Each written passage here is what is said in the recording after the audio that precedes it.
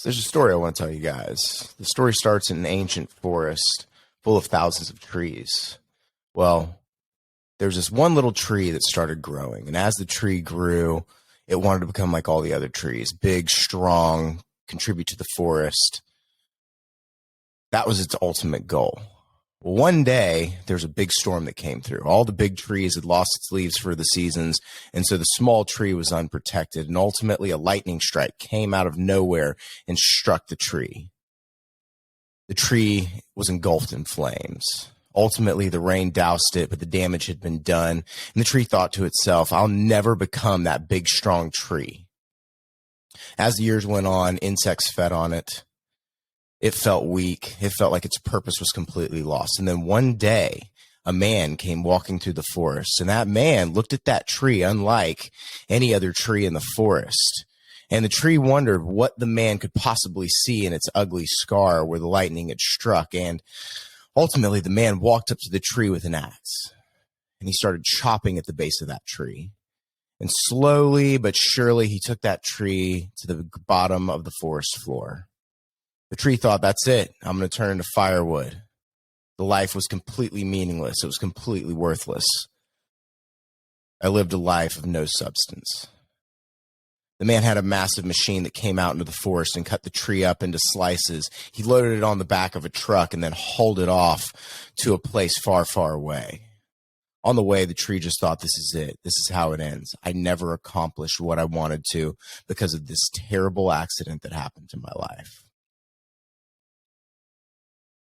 The man, whenever finally he arrived at his destination, took the tree off of the trailer so cautiously and brought it into his shop, into his workspace.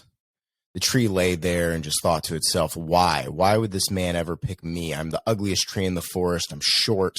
There's nothing that I've accomplished. Ultimately, he has to just look at me to want to burn me up for something that he could use. And the man slowly removed the bark. He slowly took sandpaper and refined the grain. He slowly but surely took hours upon hours of time with this tree, running his hand gingerly over the grain and making sure that there was nothing left unchecked whenever it came to the face grain of that tree, as the tree laid there and just kept wondering to itself, why would someone ever want something with as many scars as I have? Finally, after months of work, the man coated the tree with what felt like armor and then very carefully loaded the tree on the back of his truck and took him to another destination. The tree thought to itself, why me? Why? Why would this man take me out of all the other trees in the forest, and why would he spend all this time with me? Why would he make all this investment whenever I am worthless? I am nothing. I am nothing.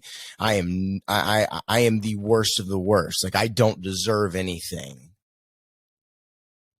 Finally, on that journey, the man pulled up to a magnificent gate. As the gate opened, it revealed the longest driveway that you've ever seen.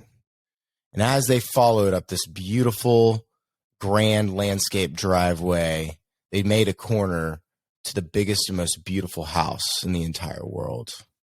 The tree thought to itself, why am I here? Why? Like, why in my life have I deserved to arrive at this place? It was confusing.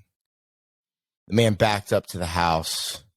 10 strong men walked up and very carefully, under the other man's guidance, removed the tree from the back of the truck and then wrapped it in a very delicate cloth and slowly but surely, treating it like a vessel of unknown value, transported it into the home and ultimately in the middle of the most beautiful and largest hall that you've ever seen in your entire life. There was a massive pedestal made of steel that the tree came to rest on. As the tree laid there, as all the men stared, and the people started gathering and looking at the tree in the middle, the tree just thought, what is this? Why me? Why am I here in this beautiful place? I'm undeserving. I shouldn't be here. On the ceiling of that great hall was a massive mirror. As the tree laid there, it slowly looked up. It didn't want to because it knew that its scars were so terrible and everybody had to be laughing and looking at it because it was worth nothing. And then slowly but surely the tree saw something that it didn't realize. You see, what happens in a forest and what happens in trees is whenever they're damaged by lightning, insects, rot, something beautiful happens. Like us in our lives, any time that something happens in our life, especially hardships, if we have time to heal, we will grow back stronger. And that tree had grown back stronger. The grain had tightened. It had interwoven, and it had become this beautiful grain that was the most beautiful grain in the entire forest. It was priceless. Worth more than gold. The kind of wood that you would use in the most expensive cars and the most expensive paneling, the most expensive guests in the entire world. The tree hadn't realized that value, but this man had, because this man was the most talented craftsman in the entire world, and he had been hired to go find the most beautiful tree in the entire world to turn into the most gorgeous and the most magnificent table that anyone had ever seen. And as he walked through that forest looking for that tree, he stumbled across that scar. He didn't pick the tallest tree. He didn't pick the strongest tree. He didn't pick the tree that looked the healthiest. He picked the tree that had imperfections because he knew without a reasonable doubt that he could take that tree and he could take those scars and he could take those hardships and he could take all of that. And if worked on correctly, worked on with the right time, and if shown the right love, he knew that it would reveal something that not even the tree itself knew was possible. And in life, you see, we're just like that tree. We compare ourselves to other people. We look at where we should be, where we could be. We look at things that happen in our lives that are out of our control, the mean things that people say, the moments that make us question our reality, make us question who we are as a human being. And we just go, I can't ever measure up. But that's not true.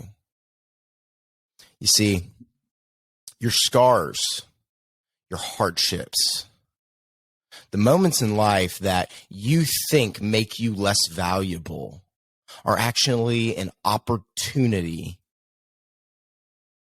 for greatness. God doesn't look at us as a scarred piece of wood. God doesn't look at us to be the biggest, strongest tree in the bunch or the biggest, strongest person in the room. He doesn't look at our wealth. He doesn't look at the cars we drive. He looks inside. And us as humans, we have an opportunity and we have a choice whenever it comes to hardships in our life. Are we going to let those hardships hurt us continuously through life? Are we going to take those hardships with us? Are we going to drag those into relationships, drag those into friendships, drag those into our career opportunities? Are we going to let those moments define us? Or are we going to define those scars? Because ultimately, we're all beautiful. We all have hurts. We all have scars, no matter how tall, no matter how strong. And if we choose to embrace those scars, if we choose to sculpt those scars, if we choose to work on those scars, unpack that backpack full of bricks to make it a little bit lighter, our life can be beautiful.